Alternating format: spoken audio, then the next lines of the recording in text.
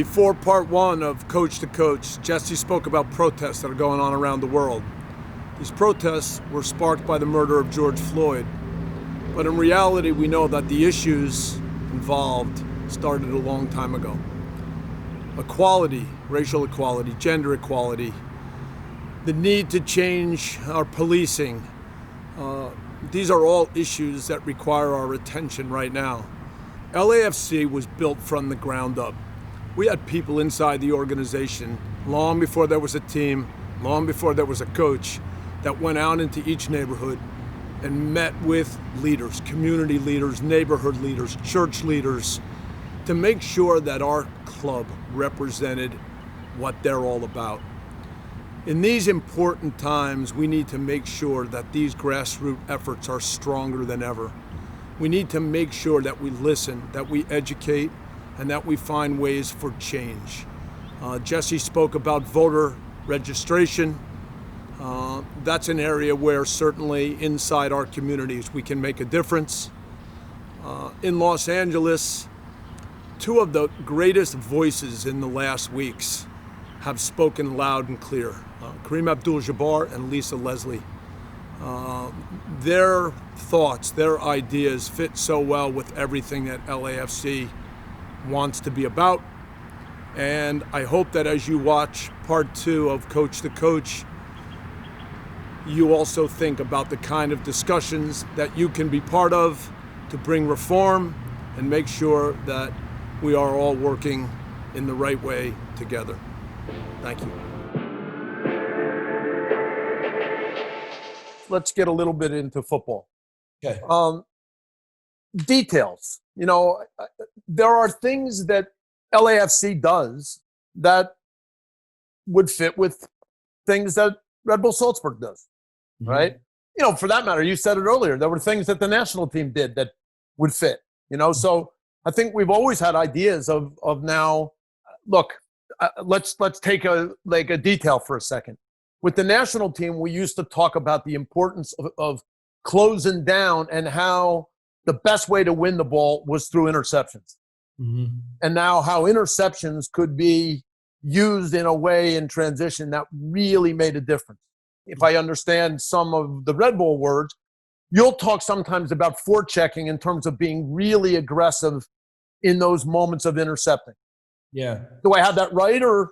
Yeah. I mean, there's, in the different phases of the games, there's different things that we have to try to incorporate into what we're trying to do when we're pressing or counter pressing or, and then, at any moment we have the ball, we're almost talking about three areas. So there's the area immediately around the ball. There's the area that's more like 10 to 30 meters around the ball. And then there's the area that's a little bit more. There's principles of timing of attacking the ball. The ball orientation part of everyone really sprinting and moving together to close spaces down. And then the behaviors, depending on how close you are to the man with the ball and how close you are to the options for the man with the ball and where we position ourselves. So, we would say always get as close as you can, get your hands on the man, pressure the ball, go to win the ball. We use phrases. The first guy. Yes. Yeah. So that, that's different than us. Yeah, no, I know, but I'm just saying but we would talk about that even in Chicago, right? About not giving time on the ball, taking away space. Yeah, closing down hard. Yes. Putting that guy under pressure, not letting him do what he wants to do. I would go to bed at night hearing your voice in my head about these things. So, right. The first stage is that you have to be effective at attacking the ball. And once you can do that effectively, then you can create the kind of habits so that when the player doesn't have time and space to get his head up and to look for big balls or big switches, then you can put the other players in positions so that they can eliminate passing lanes and be thinking about stepping in front of players and not worried so much about the spaces behind. We had a good meeting last year at one point, and I was trying to. I may have seen it. Was it in the documentary? No, I got into it a little bit. But every guy getting beat too easy. Yeah, well, that one was in, but the team meeting that they didn't show, which actually would have been a good moment, was I asked our team who the most important guy was when it came to counter pressing. Yeah. All right. So if I asked you, On LAFC, who's the most important guy when it comes to counterpressing? What would you say? I mean, Anthony K or Latif, or what do you, I mean, it's got to be one of those middle guys. So obviously those guys are incredibly important, but as a way of making a bigger point, what I said to them was the most important guy was Carlos. Okay. And so what I'm trying to get across to these guys, and of course it's my way of raising the bar for Carlos, is that when we get into the attacking part of the field, either Carlos is dribbling or we're trying to play passes to Carlos. So more often than not, when we lose the ball, the closest guy to the ball is Carlos.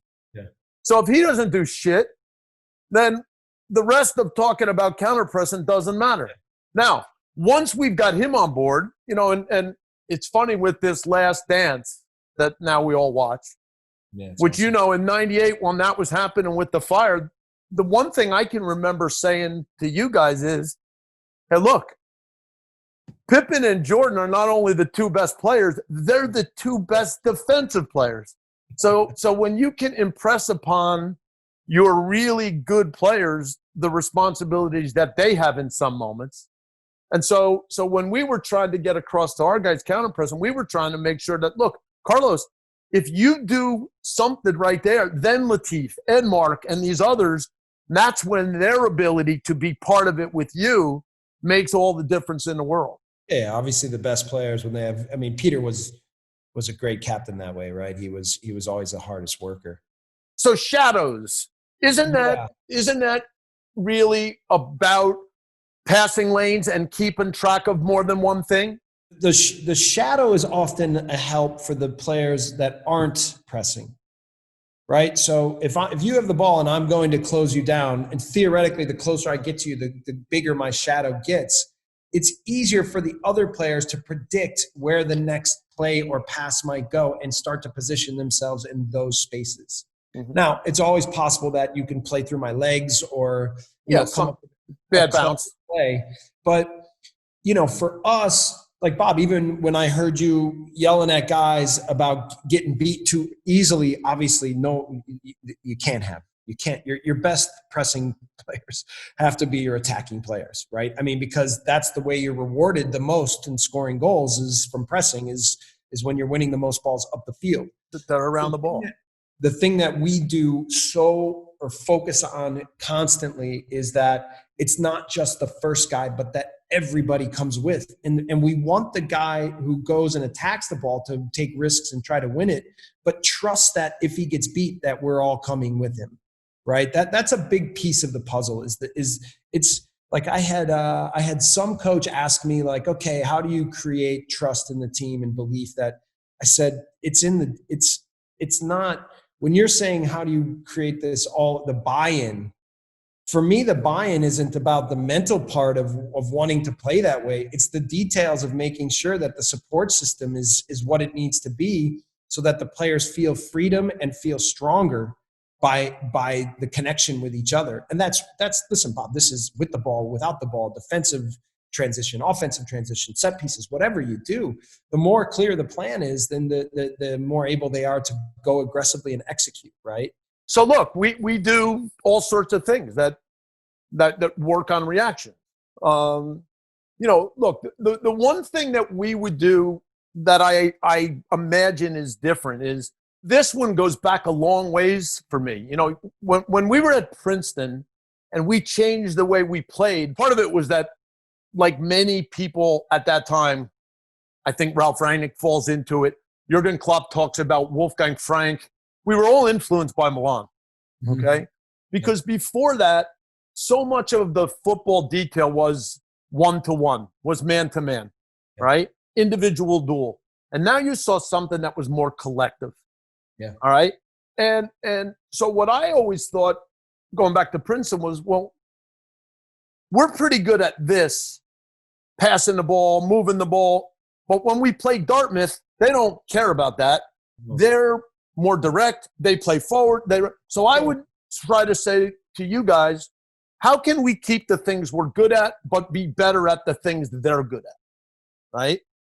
And so in some ways, with every team I've worked with, I always have some bar that, at that point, it could have been between the old AC Milan and the dream team Barcelona. Like for your team, where does the bar go? When I was in Norway, we would constantly talk about, okay, there's Barcelona and there's Dortmund, right? What are some of the things Barcelona's good at? Well, can some of those things fit in with us? But what about the things Dortmund's good at? So we would have some parts of some days where our training would be a little bit more about how the ball moves and the way we receive and how do you find space and where are we positioned so that we can control the game and we can play side to side. But then we would have other days in training where now we make things more narrow, it's more vertical, where it's much more about going forward fast. And then what we would try to do is say, okay, how can we become as good as possible in a game as being both of those things? It's a good challenge because in some moments you're asking players to say, you know what? Come on, let's go. And we're pretty good at attacking quickly and making chances. But in other moments then saying, you know what, this time it's not the right moment. That is a little bit of what we've tried to do, where we want to go fast and be vertical and be narrow. But in other moments we say, okay, it didn't work. And now we've got to have a little bit more control until we can create the next advantage. There's so many similarities and there's just subtle little things. I mean, for us, we really hone in on these reactions of what we do when we win the ball, what we do when we lose the ball. And, again, the first step in my idea of this kind of football was working with the U.S. national team. And listen, we did versions of this in Chicago too, but with the U.S. national team, we had to do that. We had to be. Of course. But it's really honing in on the ideas and the reaction. And in training, we would talk a lot about this too, even when I first started coaching and talking about ideas with you, is the idea of controlling time and space and what you do with training to raise the level. And, I make it faster.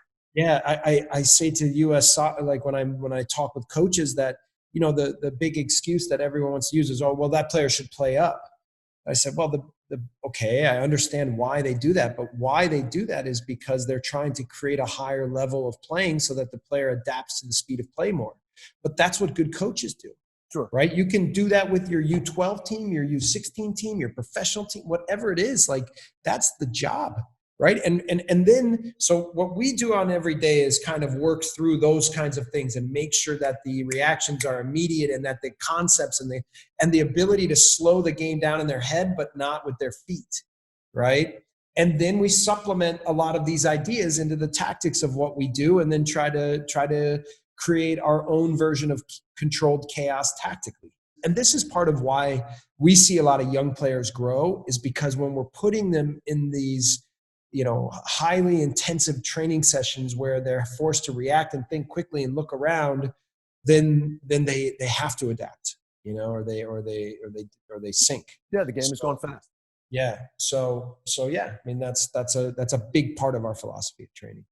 I mean, one thing that I end up saying to coaches, and I don't know, I mean, some of this you'll agree with, but you may see it different. I mean, I've been so many places, and I see a lot of coaches here in the U.S. They'll work, for example, like either on attack or on defense. And for me, I really believe in how attack and defense go together.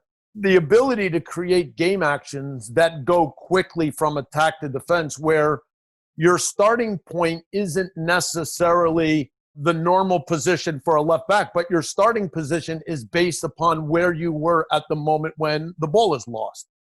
And sometimes where the opponent is. And sure. Yeah.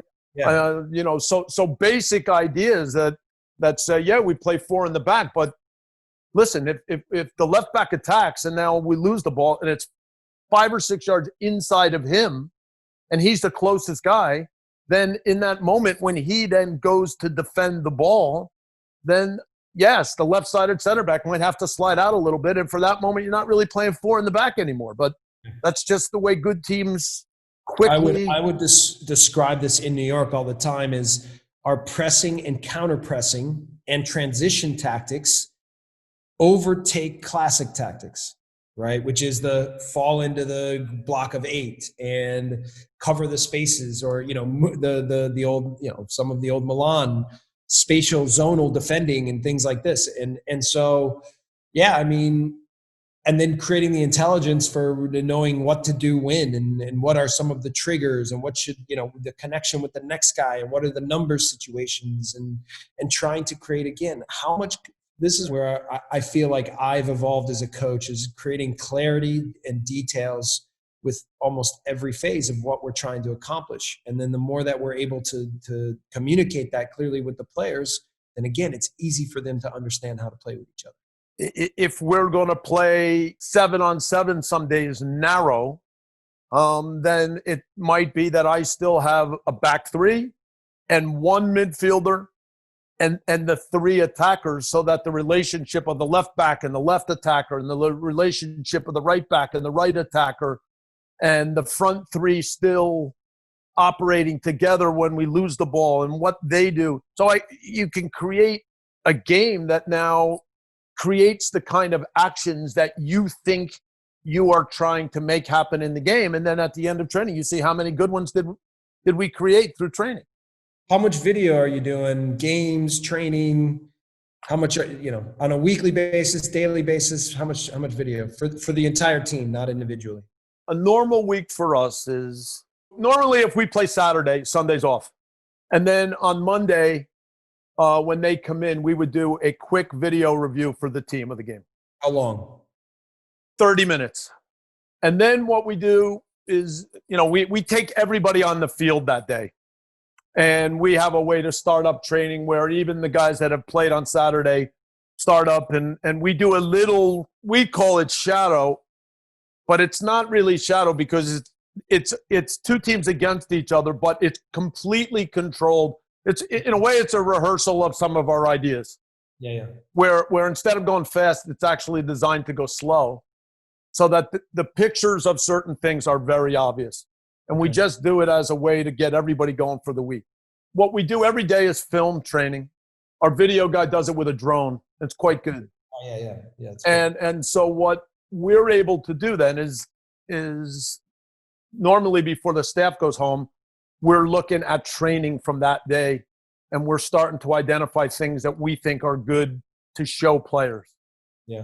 And so video over the next few days is individual or group stuff, where I don't do it, where Kenny, Mike, and Ante now have things, and that can be from training, that can be clips from a game, that can still be where we show a player a few clips of a player that we think is similar to him. So that's done over the next few days, and then obviously before a game we do the presentation. Normally the day before. Every now and then, if we're doing tactics on -2, we'll do a little bit of video on -2 before we work on tactics, and then we save the set piece video for the next day. Yeah. How about you guys? Yeah, I mean, it was interesting even when I was taking my Scottish course, right, my pro course. And then different things would come up and topics would come up in video. And like coaches would say, maybe a coach presenting, or coaches in the class would say, oh, you can't show more than 15 minutes of video because they lose their attention span. And I said, no chance. For me, it's the best teaching tool there is, right? Sure. Like, of course, you need to work on things on the pitch, of course. And I would even talk to the US pro course about this, because they would say, well, some player said, okay, I understand. But the video is the ability to look at things, to show what happened here, what happened there. And it's the way to create a common idea of what we're trying to accomplish. And this can be everything from tactics to reactions to work ethic to commitment to each other to whatever, right? Sure. But good example. Yeah, I mean, in New York, I mean, the people would always say the infamous long video session. Yeah, we look. I say 30 minutes. We got plenty that are longer. Yeah, and I mean, listen, it's all. I try to always mix in a funny moment, a video of a guy when he was younger, something on the coaches, something, right? It's just so that they can kind of still enjoy it, and to sometimes make it interaction. What interactive? What do you think here? What did you do there? you know. Bielsa's sometimes are 3 hours, so don't worry. The key to the length sometimes is the ability to splice it and put it together so that it's clean, it's sharp, everything makes sense. The ability to communicate the video. How many scenes do you show? You know, and I remember, Bob, how many angles of a play? Let's go back to, you know, back in Chicago when you had the VHS and then you had like 6 times, right? It would be like, okay, 22, 24. And then we would have to zip through it and go and then stop at this time and then watch together on a small screen and look at the details.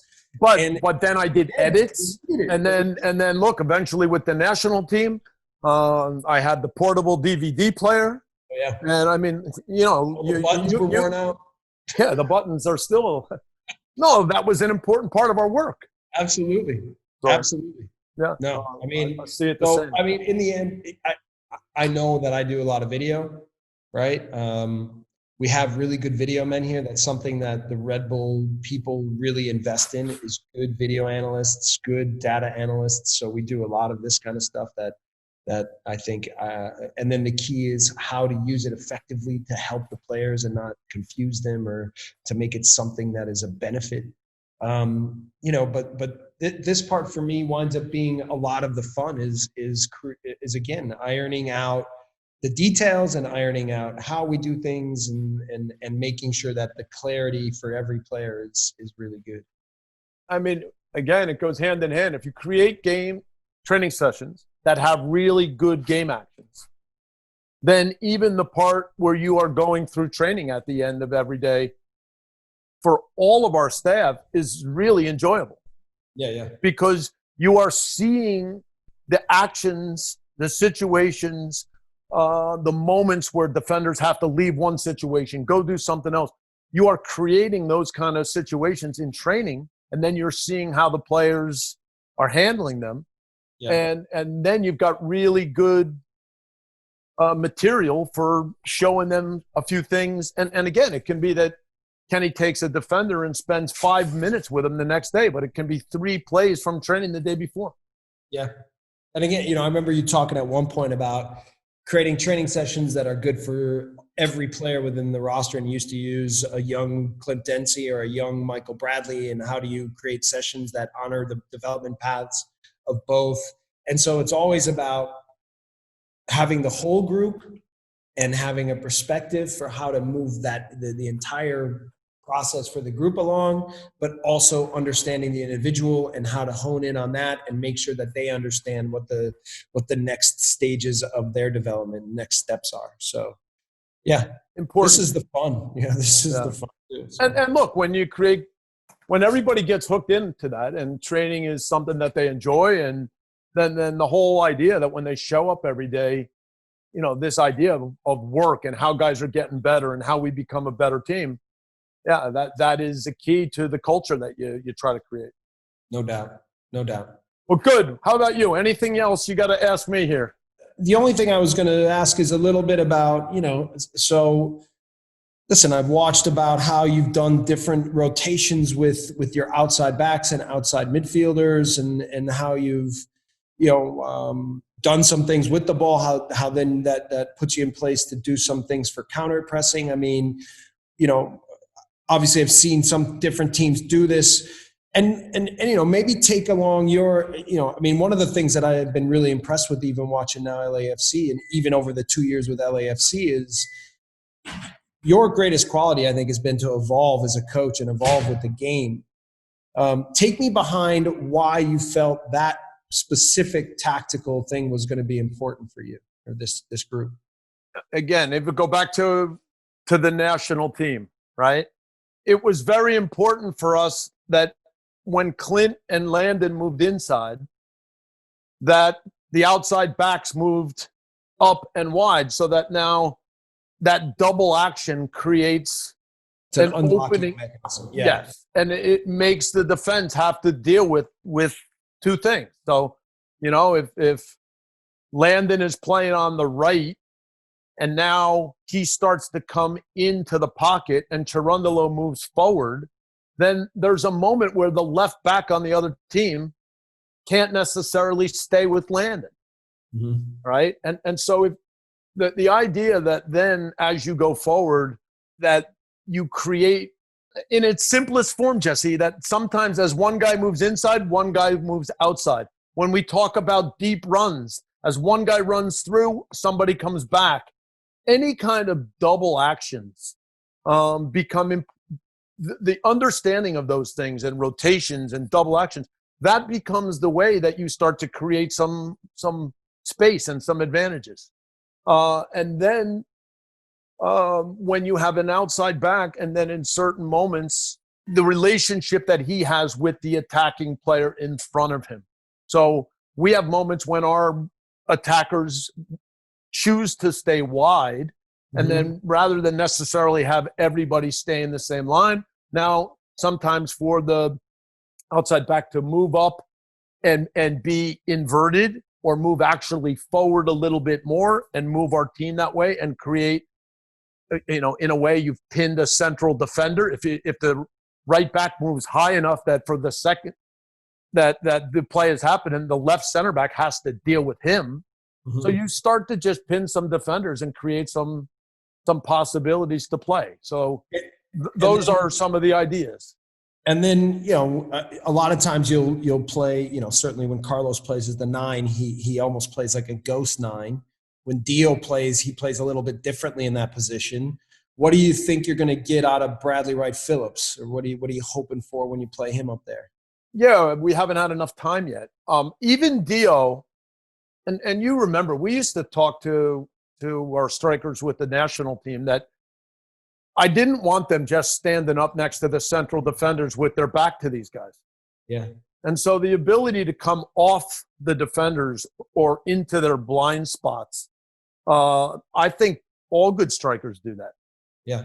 Now, there's some moments where, sure, Lewandowski for a second has his back to the guy, but when you were talking about him before, it's not that he's spending the whole game playing with his back to a defender. This is part of his idea. So even a guy like Dio moves away, and we have moments where, we want our front three to be more narrow. And now with Brad, it's just a matter of saying to him, here's things you're good at. We've seen it. But in other moments, by just coming off a little bit and angling yourself, can we also get you on the move going forward so that we are playing balls to you in on goal? So trying to feel that out. We're still early in all that. Getting him around the goal will reward you. Yeah, no, we know that. So. Okay. Well, good.